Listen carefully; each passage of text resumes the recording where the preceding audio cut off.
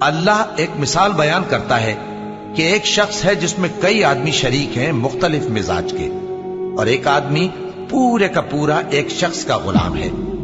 بھلا دونوں کی حالت برابر ہے؟ نہیں، الحمدللہ، مگر یہ اکثر لوگ نہیں جانتے۔ اے پیغمبر، تم بھی مرنے والے ہو اور یہ بھی مرنے والے ہیں، پھر تم سب قیامت کے دن اپنے پروردگار کے سامنے جھگڑو گے۔ پھر اس سے بڑھ کر ظالم کون جو اللہ پر جھوٹ بولے اور سچی بات جب اس کے پاس پہنچ جائے تو اسے جھٹلائے۔ کیا جہنم میں کافروں کا ٹھکانہ نہیں ہے؟ اور جو شخص سچی بات لے کر آیا اور جس نے اس کی تصدیق کی، وہی لوگ متقی ہیں۔ وہ جو چاہیں گے ان کے لیے ان کے پروردگار کے پاس موجود ہے۔ نیکوکاروں کا یہی بدلہ ہے، تاکہ اللہ ان سے برائیوں کو جو انہوں نے کی دور کر دے، اور نیک کاموں کا جو وہ کرتے رہے ان کو بدلہ دے۔